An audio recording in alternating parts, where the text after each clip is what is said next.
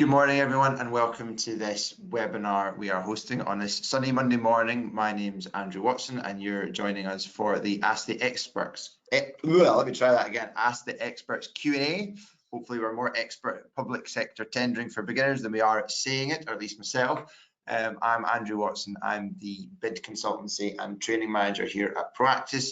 So I head up the team that's involved in all things to do with supporting our clients be as successful as possible in terms of their tendering activity. Joined by my two esteemed colleagues who hopefully have less pronunciation difficulties than me straight off the bat. And I'll hand over to Claire to introduce herself as well, please. Hi there. Yep, I'm Claire Murray. I am customer service manager here. So I look after the team of account managers who are your main point of contact for anything relating to the help with the website, and they're there to support you as well. Do you got all the war stories, Claire? I've got all the war stories, yeah. Yeah. People seeing people on the front line, what they're doing, what they're up against. You've got lots of information. Yeah. Excellent, excellent. Okay, we'll share some of that stuff today as well. Thank you very much. Alistair, over to you. Hi, good morning. Yeah, my name's Alistair O'Donnell, and I'm a bid manager within the training and consultancy department at Proactus. Thanks, Alistair. Okay, guys, so webinar we've got scheduled in for an hour. The format is really we've got a big back catalogue of questions that come up time and time again for people that are relatively new. The webinar here is firmly, squarely focused on helping people towards the earlier stages of their journey in terms of tendering, so people at that kind of beginner point. We'll go over some of the things that come up quite consistently that people are looking for support with. We've pulled some questions that you guys asked in the registration for the webinar as well, and we'll try and cover those with a mixture of exciting chat around them and some screen shares and stuff like that, so you can see kind of what we're talking about as we're going on. I would really encourage everyone, if you have we do have scheduled in for an hour this morning, so if there are questions that you want to ask live that you've not asked before, anything that you want to know or think we might be able to help with in terms of how you go about bidding for things or how you be successful with them, punch them into the chat. There's a chat function through the platform, so do punch in your questions. I'll be keeping an eye on those as we're going through, and we'll try and see if we can get some responses to those ones as well. And there'll also be an opportunity for further follow-up if there's anything you want to dive into in a bit more detail post-webinar. We'll try and organise an opportunity to do that individually as well, so that everyone goes away feeling like I've taken something from this, I've got an idea about what my next step should be, and I can get that extra support as required. So hopefully that all sounds okay, and we can proceed with the webinar just now. Try to do stuff with slides and everything organized, so the tech's not always in my favor, but I'm hopeful for today. I've got very high quality support. I'm going to be adding very little value. I'm just going to be reading out some of the questions, some of the points, and then hand over to these guys to try and shed some light on some of these topics that are coming up time and again. So without further ado, one of the question topics that's come up a lot then, guys, is around basically people not really understanding the process. So for example, they're registering interest, maybe downloading documents, submitting it via postbox. What do these type of things mean? And sometimes we've got clients in the very early stages who just think that the registering interest is kind of as far as they have to go. So can we shed a little bit of a light around just these very basic topics then, just to give people a little bit of a context around about the kind of early stages of the process? Yeah, I'll take this, Andrew. Thank you very much. So yeah, this is quite a common question that we do get in from newer bidders, younger companies, members of Tenders Direct, and I think the registering interest is quite a good point to start. Good place to cover is registering interest. That's really only to notify the buyer how many bidders have expressed the interest. It's not where your journey stops. So you register your interest on the portal, but that certainly doesn't stop you from having to download the documents, read a bit of information about what the opportunity is asking you for, and then how to submit it. So all the information will be contained within the ITT, that's invitation to tender, or within the tender documentation pack. There might be a specification with some more detailed information. Certainly the best advice that we can give to any new bidders or younger bidders is consider a bid, no bid strategy. This is where you'll consider the risk, the specification, achievability, timelines, resourcing that you're going to need to carry out and complete this bid, and then the works. Having a comprehensive and robust bid, no bid decision, it compels you to read the documentation and decide if this is, an opportunity that you want to pursue. So in doing so, you will end up finding out all the information that that's formed part of the question. So how do I download the docs? How do I submit? Is it an email return? Is it through a post box in a portal? All this information is going to be contained within the tender documentation. So having a good bid no bid strategy at the start pulls all this information out, and it really sets you in a good place to start the process, to kick it off. Thank you, Alistair. Claire, any further comments on this one? Yeah, so I've just got some screen prints here. If you could just take us to the slide 3 for me, please. Thank you. Yeah, so there are 2 types of notices that you'll receive in your daily alerts. Those that are high value and low value notices. So basically those advertised in either FTS or OJU, and those lower value notices that are below the threshold to be advertised on those 2 platforms. So what I've done here is a couple of screen prints. First one on my list certainly shows the contract notice as it appears in FTS and OJU, and you'll always find the link to the publishing portal in section 1.3 in that communication area. So it's just a case of clicking on that link that will take you to the platform that the contract notice has been advertised, where you can access all the documentation. And then the other notice on your right here is those low value notices, and the link again take you to the platform or the portal. It is always contained in section 5 in the additional information. Okay, cool. And there should always be a link there, right? If there's Correct. not a link, Yes. then something's gone wrong. Yeah, so what we do here at Tenders Direct is we take the notice as it appears on the publishing platform. So the link will be input by the buyer and then displayed as a clickable link on Tenders Direct. Yeah, okay. I've had the odd one where like the links didn't work. I don't mean on our site, but because the buyers have made a mistake, etc., yes. etc. Exactly. So there are occasions where you'll find the link doesn't work, but my advice at that point would be it's often the link's broken or something.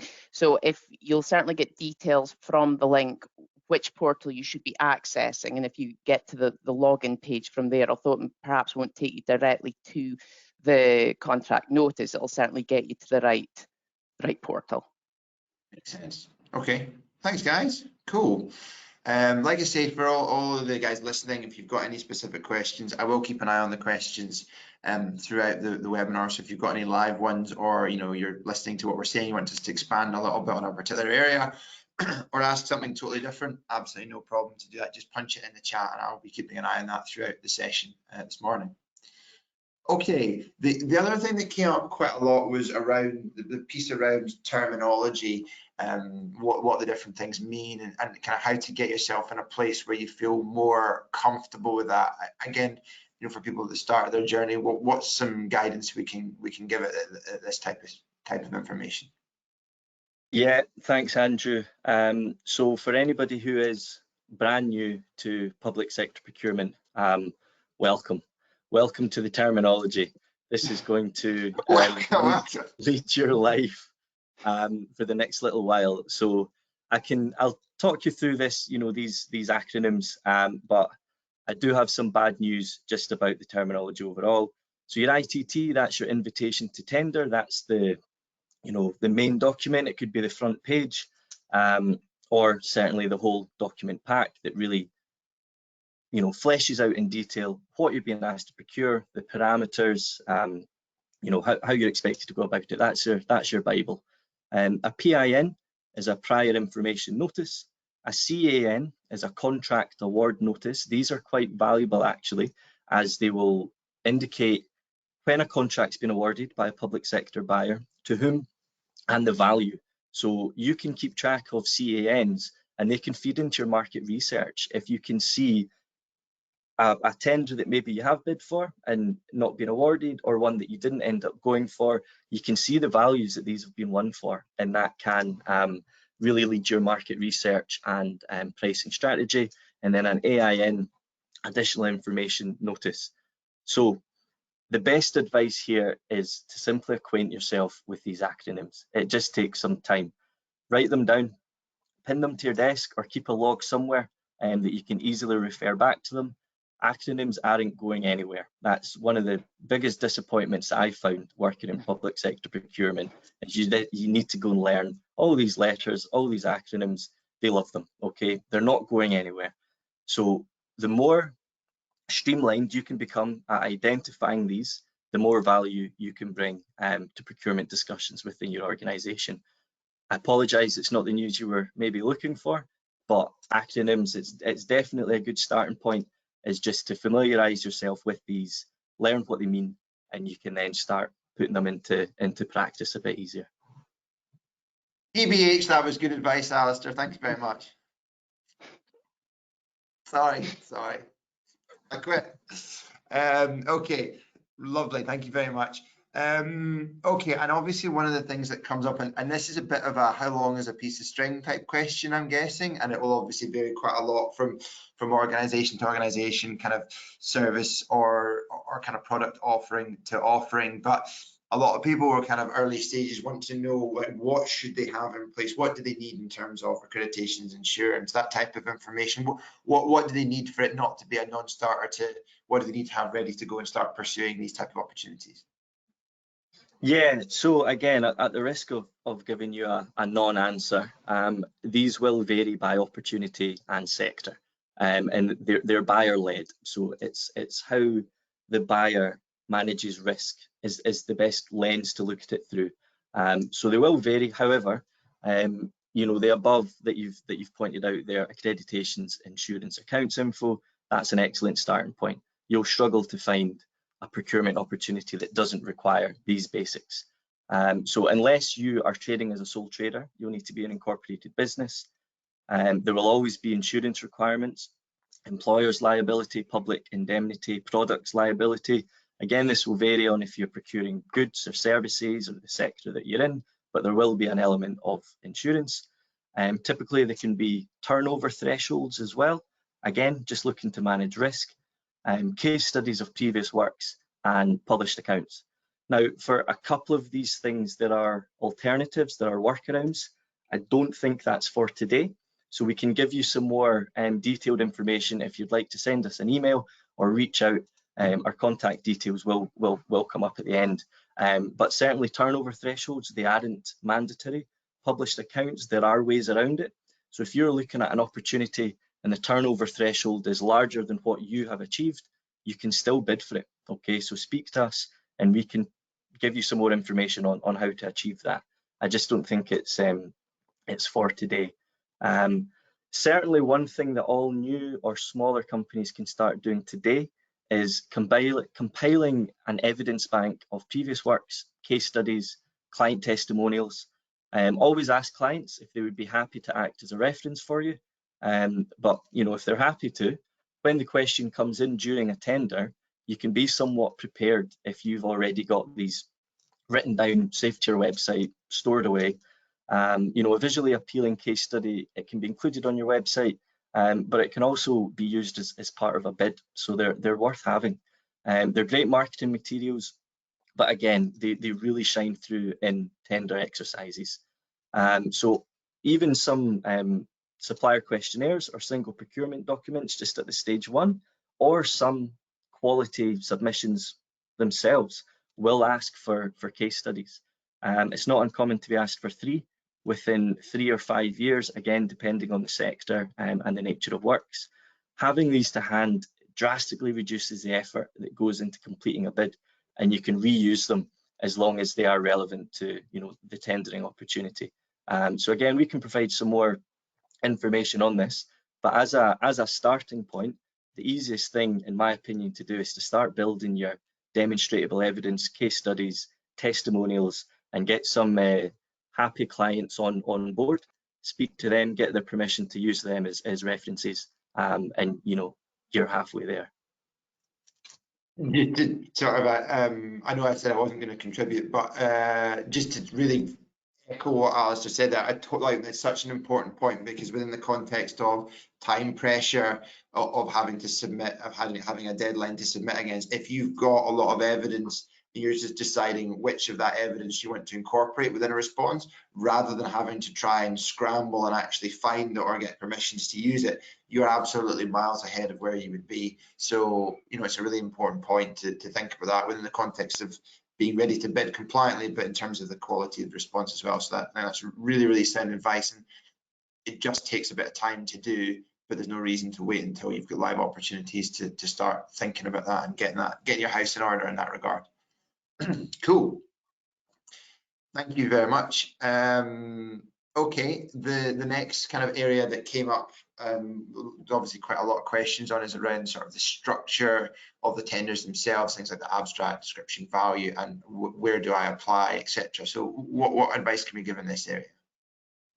Yeah, so I've got a little piece on this, Andrew, and then I think Claire is going to complete the circle there. So each tender, typically if you find a tender through an email alert service or a portal, it'll have an abstract. I think that's what Claire maybe had up on the screen there, but I think we've got some examples. If you want so to pop, if you pop up for me, sorry, Andrew, screen 4. Yeah, thank you. Great, yeah, so an abstract, it's like a cover sheet. It contains high level information, so the price or the expected budget of the buyer, the duration of the opportunity, that'll typically be in years, as will any extensions to the opportunity, form of contract, is it a fixed price type deal, and then there'll be a bit of information on price quality ratios. So these are quite interesting. Price quality ratios are something to be well aware of early in your career, and we're seeing a change in the industry favouring higher quality submissions. So in my career, we've had 100% price, where you can buy work and they're by and large not too interested in your quality, program deliverables, dare I say it, health and safety. We're now seeing a lot more 50-50 price quality ratios, and the introduction of social value as a mandatory weighting as well. So this can carry a maximum of a 10% weighting, and typically I'll need to do some research on if there's a hard and fast rule on this, but in my experience, the 10% social value weighting is coming from price. So a 50-50 would then become 40% price, 10% social value or community wealth building, community benefits, and then 50% quality. So we can see they're really preserving the importance that they're placing on quality.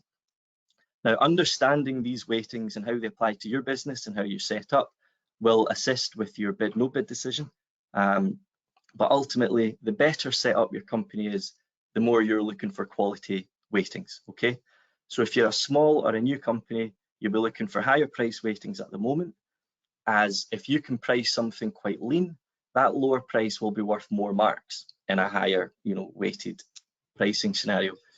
Certainly, I would advise using this method only until you can gain industry experience and accreditations. The whole point of what we're seeing is a shift in the market to phase out price only.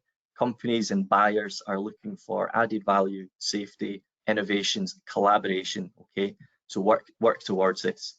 Where do I apply? Certainly, this information will always be contained within the tender documentation. They won't ever ask you something that they haven't given you the information for. Okay, it might be a simple email return to a procurement officer, or it might involve a bit more complex document upload via a portal. Now, we can certainly offer advice on this process for you. It doesn't need to be difficult, but what you can do is you can practice uploading documents yourself. You can take a bid so far on a portal without submitting it. There's always a final sense check. Do you want to submit? You can practice document upload without submitting the opportunity. It's certainly something I would advise you do, and just get an idea of the timings involved, any issues that you run into, your bandwidth, even, you know, small things like that, and just get used to the process. So when it is live, it's streamlined, it's not a problem, you know, you can get it done quite easily. So I'll hand over to Claire. Yeah, thank you. So I've just got a few screenshots here again, starting with the abstract. So there are 2 places on Tenders Direct that you can view the abstract. So this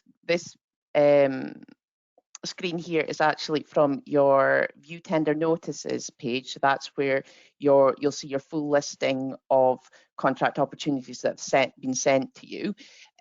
This little, it appears as a list, but if you click that little downward arrow, then that will show you, will give you a preview of the abstract.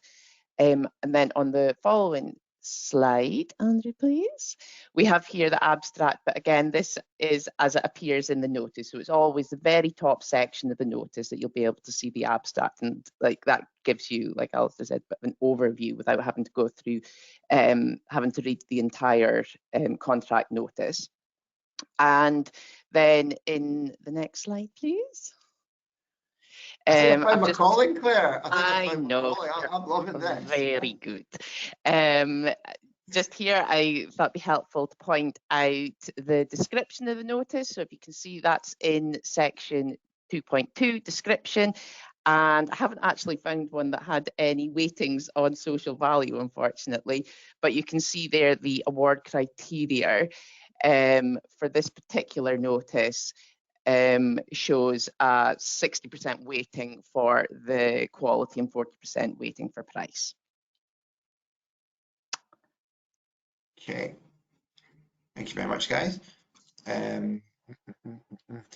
I've just noticed there's a couple of questions have come in, so let me just spin through those a little bit quickly.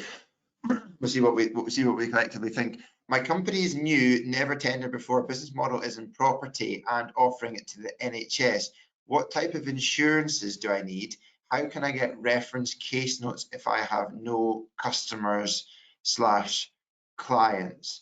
So yeah, I mean, this is a scenario that comes up reasonably frequently. You know, people that are new companies and they're trying to understand whether or not it's a viable route. I would say the insurances are the ones Alistair's kind of mentioned. In terms of the level, it would be based on the sort of opportunities that you're looking to pursue. You can look at them and they'll list on each occasion what level of insurances are required. In terms of references case notes, if I have no customer / clients, it's not going to be, or it's very unlikely to be a viable route, and I'll get Alistair's take on this in a second. But in terms of getting securing public sector contracts, if you don't have any track record at all, be it in public or private sector, is a bit of a tall order, because public sector buyers are, for the most part, risk averse. They're looking for, part of the process within public sector procurement is to establish the suitability and the viability of a business to deliver the service and or goods that are being requested. If you don't have any track record, it's difficult for you to provide the reassurances that a buyer would be looking for. So I would have said probably a more viable route would be to establish some, you know, private sector history, private sector clients, and then you'd be in a position to kind of migrate some of your business across into public sector.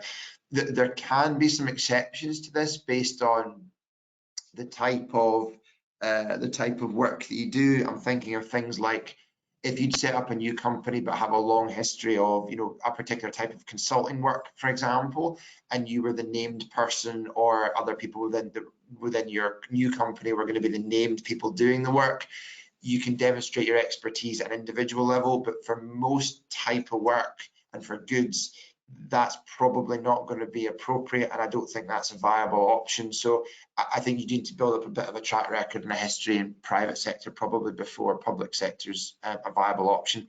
I don't know, Alistair, do you agree with that? Anything else you think's right or wrong about that? Yeah, no, I would agree. I would agree with all of that. Certainly, the insurances are always mandated within the tender document pack, so it's no surprise. It's not a mystery. So again, if you haven't identified a suitable tender as yet, what you could do is just jump onto one that matches your criteria, is similar works. It might not be in the location you're looking for or a value that's too high or too low, but download the documents, have a poke around, and it will mandate the insurance type and values. So you'll know this once you're in the tender opportunity. Now, if you take on an opportunity that might have different values, of course, it might be in the aggregate or each and every, but you will get an understanding of the types of insurance that are being asked for. So these are all clearly identifiable within the tender documentation pack. And if you can, identify a similar opportunity, have a little look around and see what they're asking for. The second part now, yeah, a lack of demonstrable evidence, it can be a bit of an Achilles heel. Just one other point to add on to what Andrew said, I agree with Andrew's summary. Some frameworks and dynamic purchasing systems, which we'll talk about, do have, and term contracts as well, they do have a provision for this eventuality. So if you're a new company, if you're a young company, if you don't have any sector or industry experience, what you can do, where a case study shows what you did in the past, and it can be proven and it can be demonstrated, so you lose that standard of evidence. But what buyers will give you the opportunity to do is to provide a bit of an implementation plan, a bit of a methodology. So there's always a text box underneath the case studies that say, if you don't have this experience, explain why. So what I would always do there is explain why. We've been in business for 4 months, or we got our accreditation last November, but then go into a methodology. So a case study is what you did in the past, methodology is what you're going to do in the future. And you can at least evidence your accreditations, your internal policies, your team's training, and how this all comes together, complete the circle, how we will provide this contract for you. Now, it's not as strong, as Andrew says, as previous experience, even in the private sector, but it's something, it's a start, and it certainly will allow you to present a compliant bid, maybe not as competitive as somebody with demonstrable experience, but your bid will be considered if you don't have case studies, but you can say, look, this is what we'll do if you engage us and let us prove it with our accreditations, policy documents, etc. So there is always a route. It just might be less competitive than somebody who's got that experience. Okay, thank you, Alistair. That's really helpful. Another question that come in, we are a software provider delivering help desk tools and other IT management solutions. Where can we find such tenders, and will Proactus help us to win such tenders by working with us? Yes, of course we will. That's easy. There's a lot of work out there in the public sector relating to software provisions. A big part of Proactus's offerings are actually sort of different software provisions. So there's a lot out there that we're aware of. We can reach out to you separately and maybe go through how we would go about trying to help you find opportunities and actually help you to win them. So we'll reach out separately to the webinar and maybe have a conversation with you and see how we can help. There's actually also, I don't know, I can jump to this question since it fits in quite well with this. Sure. You're going to throw me off my slides, Claire, don't do it. Well, I know, but there is a question quite similar to that already been asked, and I covered off how to find contracts by category and location. So I have got that covered from slide 14 onwards. Yeah. So I can go through this just now, which is basically there are 2 ways that you can refine your profile on Tenders Direct, and you refine it by both your category codes, so the types of work that you're looking for, and by location. You can find from the control panel, you can go to this access the Manage My Profile area, which will take you on to the next screen, which is on the next slide. From here, you can edit your profile, and actually this has been another software based search. So you can, by editing your profile, you can either select both your categories and select your location. And next slide again, please, Andrew. Thank you. So this one here was one relating to cloud hosting. So you enter your search word, in this particular example is cloud, and it will show you all our keywords that are related to your search. And by ticking the blue box and clicking that save button, you can then add that into your profile. And from that point onwards, any notices that come out with relating to cloud hosting, as an example here, you will be sent an alert for. And you can repeat this, sorry, on the next slide. Mm-hmm. You can also repeat this for location. So you can filter down to where exactly you want to receive alerts for. Thank you. See, I said, I bet you before the end of this, I'm going to be skipping a bit of slides. And Claire, you said, oh no, they're all in order. Don't worry, you won't have to. And you know, There. just testing. There you go. Sorry. One of the things I should say, if the person that's asked the question isn't an existing subscriber, then you can go onto the website and you can get a free 7-day trial where you get full access. You can get your platform, all your categories set up and all that type of stuff. So you can see how it would work for you ongoing. So you can get a feel for, okay, what do the opportunities look like, what's out there and so on. Okay, good. Is that right? Okay, good. Yep. Good. Okay, where were we? I'm totally thrown now. Totally thrown.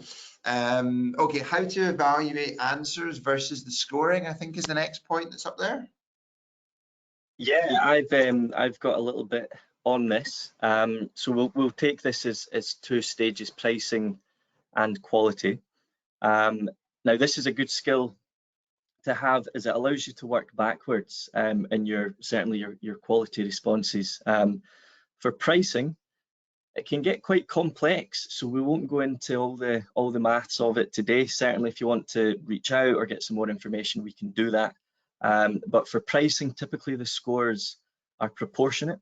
So you see the price quality weightings. Let's take Claire's example there, that was 60% quality and 40% price. So the best price, the lowest price, will receive full marks. Okay, so you've got 40% already if your price is the lowest. Thereafter, the competitors' prices are awarded on an inversely proportionate basis. So this is where it starts getting a bit beyond me. But certainly if Contractor A's got the lowest price, they get the full 40%. If your price is double, you'll get half marks. Okay, so you'll get 20% towards your overall score. Now, if you're just a little off the way, you might get 37. Okay, so it's proportionate. Now, some aren't, as with everything public sector procurement, there's no hard and fast rule, but the majority that you find, that's the mechanism that they use to award the prices. So just being aware of that, understanding how it works, sets you off to a pretty good start. Now, quality, this is some good information to have. I think it's the best place to start when you're writing your quality submission. The best advice that I can give you is familiarize yourself with the buyer's evaluation criteria.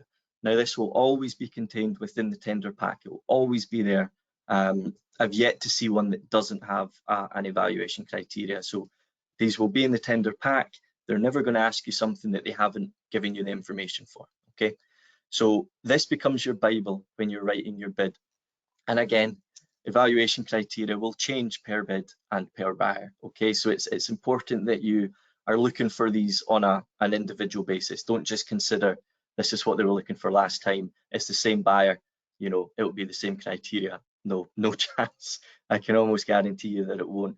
So in the past, I've seen evaluation criteria that favors demonstrable, believable evidence. So again, make a point about how you would service this contract and then substantiate that with evidence. On a previous contract in a similarly sized hospital, we did X, Y, and Z. Okay, so some favour demonstrable, believable evidence. That's your case studies, name dropping, client references, testimonials. We've also seen evaluation criteria that look for added value offerings. So these are interesting because that means that complete understanding of the brief and specification is not enough. You need to go a step further to get full marks within your quality submission. And I've seen others looking for clear responses demonstrating capability and commitment. So again, if you scrutinise that language there, if you interrogate that a little bit, capability is the how. How are you going to do it? So this is your project managers, this is your internal company strategy, this is your office locations, your company vehicles. Are they electric? You know, this is the sort of detail that we want to go into. So I've had a previous role as a surveyor. So if we just take that as an example, how are your surveyors arriving on site? What tools are they using to carry out the surveys? How's that information being recorded? It really needs to go into some depth to help the buyer understand your solution. Okay, so capability and commitment. Now, so how would we do it? Yeah, so again, senior team members retaining overall accountability, hierarchies, org charts, accreditations is another good one, everything. If you can get inside a buyer's head as well via the evaluation criteria, you can see where they will award marks, and you can create your solution to, you know, to favor these areas. Another point as well, just briefly, is often buyers won't be subject matter experts on the procurement exercise that you've put in, but they look at exception reporting. Okay, so have you covered X, Y, and Z within your response? If so, full marks. Some will, and some will have the technical understanding, and they'll you know, send the work to evaluators who do. But you know, always consider that your reader may not be a subject matter expert, so really dumb it down. You know, don't overuse technical acronyms. Explain everything as if you're explaining it to a lay person, while making sure that you hit every point within the evaluation criteria. So that would certainly be my biggest piece of advice. I've in the past have pulled up the evaluation criteria and used it as headings, and it just takes you through step by step, so you can really form your response around what the buyer's looking for. Thank you. Great. Well, I'm just conscious of sort of time marching on, so maybe pick one or two more from this one, then we'll look at some of the ones from registration, and there have been a couple of other questions asked live as well.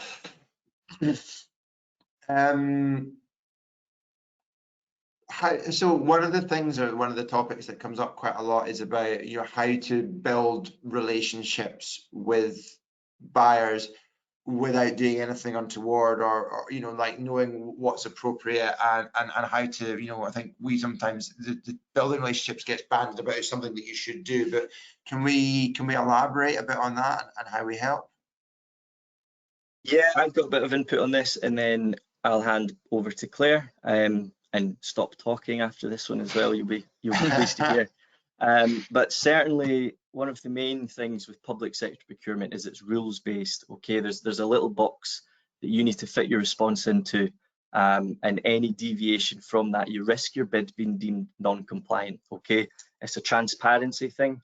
Buyers need to operate fairly, and they have to be able to prove that under an audit that they have acted fairly. Okay, and one of the main ways that they preserve this fairness is they will have no direct contact or communication with bidders during a live tender opportunity. Okay, you can be seen to be trying to get an advantage or a benefit or some information that not everybody has access to. So the best piece of advice: do not contact buyers during a live tender opportunity unless it's through the Q&A. So there'll be a clarifications log, a Q&A portal, and this is visible for everybody. So any response to your question can be seen by everybody. So knowing that, any contact out with a live tender opportunity is permissible, okay? And this is where your market research starting early really does benefit you. I think if you start doing market research and start writing case studies and gathering evidence when the tender's live, you're in for a hiding from the start. So it's important that these building blocks are in place. before a tender opportunity is live. So, you know, you can speak to them out with the live tender opportunity. You can also download and read the procurement strategies. This will pre-warn you of any preferred social value, be that educating underprivileged children, supporting ex-forces personnel, sustainability, carbon reduction targets, community projects, all these sort of good things. You can find these from the website, from the strategy. But again, to keep this brief, I'll hand over to Claire. But certainly, you cannot contact buyers during a live tender opportunity, but any contact out with the opportunity is fine, and go for it. You're due a response from buyers. They should be entering into a dialogue with you and collaborating with you to find a solution. So just make sure it's not within a live opportunity. So I'll pass over to Claire now. Thank you. We're going to slide 7, please. So on Tenders Direct, we have an additional service which is called our Advanced Tender Alerts, or ATA. You'll find it on your control panel. If you don't have it as part of your subscription, it'll be greyed out with a little lock on it. But again, we can give you this as a free trial to access the information. Once activated, it will show up as it does in your main notices, and you'd be selecting this Advanced Tender Alerts option that has a wee number next to it. So if we move on to the next screen, please. What your Advanced Tender Alerts are is information about contracts that are due to renew. The information is based on the contract notice as advertised 2 or 3 years ago. And rather than showing the deadline date of the opportunity, what it shows is the number of days before that contract is due to come out, due to be advertised again.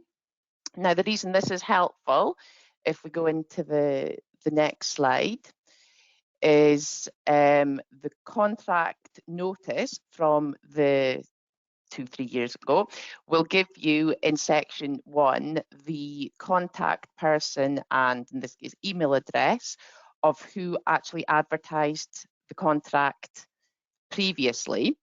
So if we go back a slide again, you can see here that's given you advanced warning of when the contract is due to come out, and it's before the live tender opportunity. So as Alistair says, this is the time where you can contact the buyer and attempt that establishing relationships and any questions that you might have for them that they may or may not answer.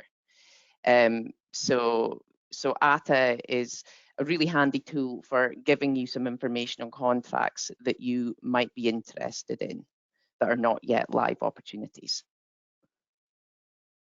Thank you. That's really helpful. I think it can feel a bit like quite a lot to go in. Our people are thinking like, I'm really early on at the start of my journey, but the sooner you get into the habit of trying to, adopt this type of like best practice stuff, then the better. And certainly the more opportunities are potentially coming up, the more you've tried to engage with buyers in advance of tenders being released and stuff, the closer to best practice you are, the more quickly you're going to start seeing wins and seeing some results from this as a process, because it is a competitive process. And the more of a relationship you've got, the more information you potentially have, the more research that you've done, the more of the work you've front loaded to before a tender comes out, the stronger the position you're going to be in. So even at an early stage, it's worth thinking about, can we start to adopt these kind of best practice approaches from as early as possible in our journey.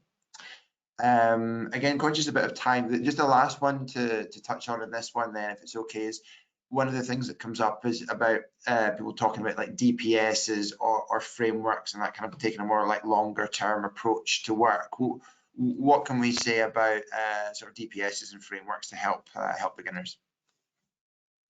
Yeah, so just to link that back to the price quality weightings, we can see a bit of a change in the industry, favouring quality, high quality. Price is still a very important factor, but there's less people buying work. and delivering it unsafely and the contract coming up for retender within 6 months or a year. So there is a bigger push into quality. Quality is gained through competition, and one of the big changes that we are seeing is buyers really trying to lay the path for SMEs and small companies to get involved with these procurement exercises. As long as you've got the capacity to deliver the contract, there's no need for this to go to big national companies, multinationals. SME involvement is vital in keeping competition, keeping prices down, and quality up. So in that vein, dynamic purchasing systems, a DPS, and dynamic purchasing systems have been introduced into the sector, and they're a great starting point for newer companies with less experience. Typically, the barriers to entry on these DPSs are a lot less than on term contracts and framework agreements. Another element is a term contract. If you're bidding for a 4-year opportunity to be the lead provider for services for Beds and Herts Council or South Ayrshire Council, let's just say, a term contract will be open for a month every 4 years, and then the job's won, the work's won, and it's delivered for 4 years, potentially with 1-2 years extensions on that.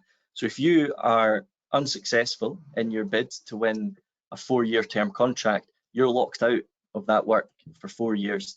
There's an incumbent, and as long as they are delivering the work to satisfaction of the buyer, you're locked out. You don't get a look at that work. Frameworks, very similar. There would be multiple contractors, 3, 4, 5.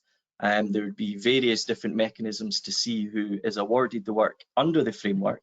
But again, if you're not on it, no dice. You're not getting any work until this framework comes back out for tender. Now, unless there's been a serious mishap, again, 4 years, 5 years, 6 years with extensions. So, bit of a problem. Dynamic purchasing systems are great because what they do is they run for up to 10 years. You'll see them between 7 and 10 years, and they never close. So it's a pre-qualification, much like a framework, where you can apply to get onto the dynamic purchasing system.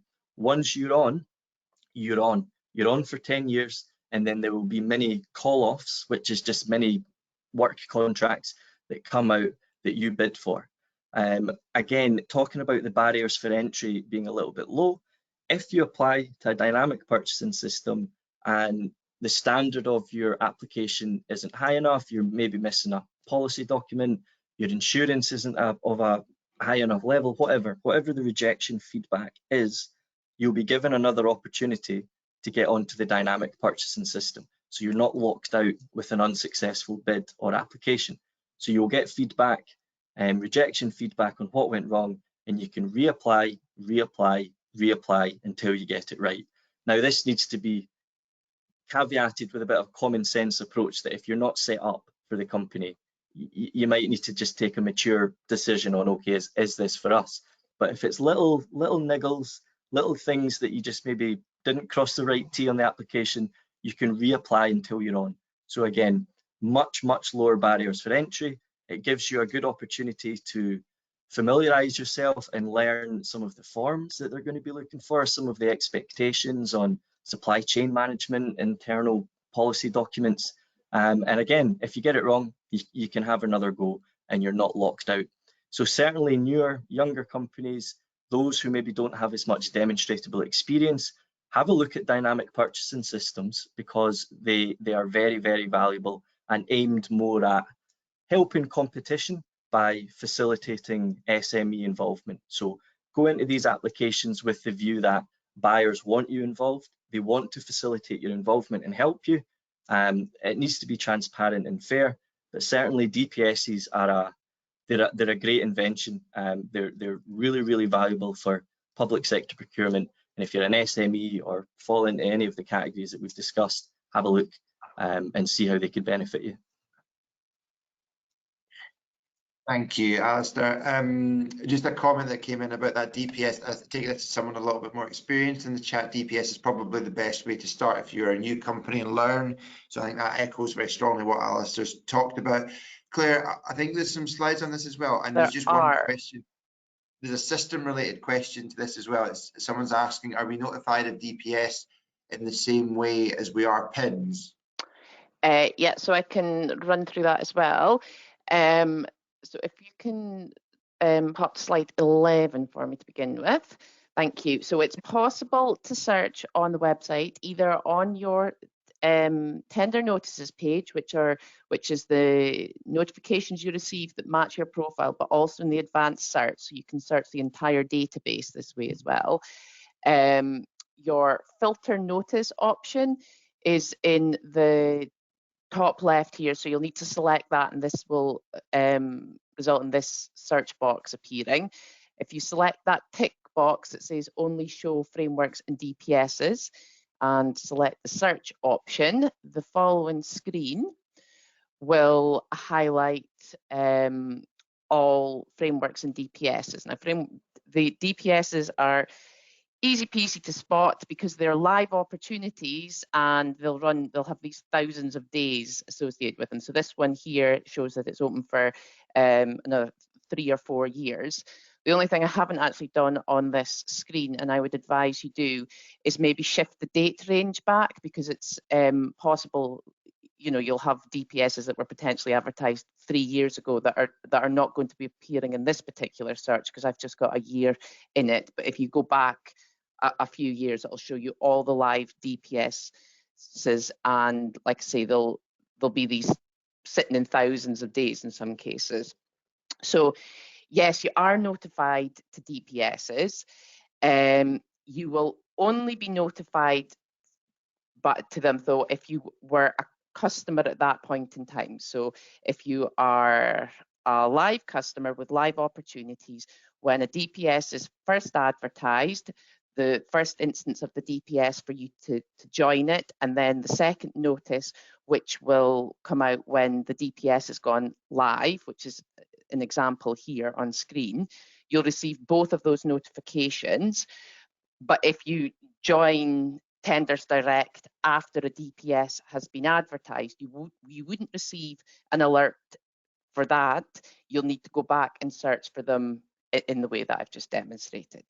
So if you're a customer receiving alerts, yes, you get a notification for a DPS, but any live DPSs are available to find in our system. Thank you. A couple more questions that came in. How do I register to Proactus tendering portal? If it's Tenders Direct, the portal that we're obviously talking through, which is capturing all of the opportunities across public sector, then again it's a subscribed service, but you can go on to Tenders Direct, our website, and register for a 7-day trial if you're not on it already, and that will give you full access so you can see all of the opportunities across all of the market. And someone's asked, do you see many DPS within healthcare? So obviously that's quite a broad category, so there will be DPSs relating to healthcare provision, and it just depends on, you know, specifically what areas within that you're looking to cover, and to do that search and to see what potential opportunities would be there. But again, that's something that the system allows you to do based on the categories. I don't know why I'm talking about this, Claire. Based on the categories, that's correct. So you got it right. You don't need me. I said I wasn't going to say anything. I'm like, why am I talking about this? But that was about right, was it? Yeah, you're right. You're right. Based on the category. Yeah, you'll get sent notifications based on the category. Like so. What I will say is we are starting to run out of time. So anything that I've covered as far as how to use the site and searching for any on the site, changing your profile, selecting your locations, I think, you know, setting up your advanced tender alerts, all of that, if you contact your account manager, then they will be more than happy to help. Thank you. There was one question that was asking about work groups on Pro Contract. So at the risk of, don't really want to kind of get into that in too much detail, but we'll get one of our colleagues that looks after Pro Contract to get in touch with you on that one. So that specific question, just to give you a bit more guidance on that if you're needing some help. Just probably time to wrap it up. We've kind of jumped a little bit, so I think we have covered quite a lot of the stuff that's actually on here already, and I just wanted to kind of conclude just to say where we are, what's next. So if anyone on the call is looking for some more support, you can either drop a question or a chat to say you'd like a follow-up contact. We try and typically follow up with the webinar attendees anyway, just to check how you found it and if you do need any more support. So we do offer like a free consultation on anything bid related to give you any guidance to try and kind of accelerate you along your path to be successful. So if anyone wants that, then I'll put up an email address on the screen shortly, but you can also just punch in the chat saying you'd like to be contacted, and we will get in touch with you as well. As Claire's mentioned, for anyone that's existing Tenders Direct members, if there's anything you want to go into in more detail, you have a dedicated account manager. They're always there to be able to provide you with the system support that you need to be successful, to get the most from the platform. In terms of how do we get better at tendering, there are a number of training courses that we do run for different experience levels. I'd highly recommend the courses. The feedback we get on them is really fantastic. So if you need any help with your sort of upskilling and you want to look for a really cost-effective way to do that, then please do have a look at those courses, and they run every month. And likewise, anyone that's not a Tenders Direct subscriber already, go onto the website, activate the free 7-day trial. You'll get a feel for how often are appropriate opportunities coming in, how much benefit am I getting from seeing these all aggregated in one place, and then I can spend the time pursuing rather than finding the correct opportunities. So all that good stuff we can organize with a free trial as well. Just go onto our website and sign up for it. Put up the email address and a contact number if anyone does want to directly reach out to us. Then please do so. Those are the details there. Bid support at tendersdirect.co.uk, and we'll make sure we deal with your email and we get the most appropriate person to come and support you as well. We've covered quite a lot of ground today, guys. I think there's been a lot of stuff there. Hopefully you've been able to take something from it. I know it's always difficult with these type of beginner ones. Someone will have a little bit more experience than others, but hopefully even if you were really new in the door looking at this for the early stages, that you're able to pick up some tips there that you think are going to be helpful and can kind of accelerate you along that journey to be successful as possible. But like I say, we'll be back in contact with everyone. We run webinars every month. We've already got one scheduled in for July, which is about how SMEs can beat the giants, how you can be successful when you're up against kind of larger scale organizations. What are the tools and techniques and tricks you can use to be successful in that kind of environment? Like I say, if you want any more support, just do reach out to us. But I think that's probably a great place to leave it for now. I'll say goodbye and thank you very much to the guys that did all the work, apart from the mouse moving, apart from the slide navigation. The guys did all the work, Claire and Alistair. I'll let them say thanks as well. Yes, thank you. And I'll just say again, I know I ran through the slides really quickly, so please do get in touch with the account managers. We'll all be very happy to run through everything we covered today again with you. Thank you, Claire. Yeah. Alistair? Yeah, just thanks from myself for your attention on a Monday morning, so appreciated. The research says that Monday mornings people actually want to come to webinars, would you believe? Market research, but well, the proof's in the pudding. Thank you so much, guys, for staying with us, for your participation, for asking all the questions. I really hope you take some value. There'll be a recording of the webinar will go up. You'll get a link to that in the coming days as well. So really much appreciated for taking the time out of your busy schedules. I hope your weeks ahead are fantastic. And like we've said, if we can be of any help in the future, then please do reach out, and wishing you all the best in your tender journeys. Thanks again.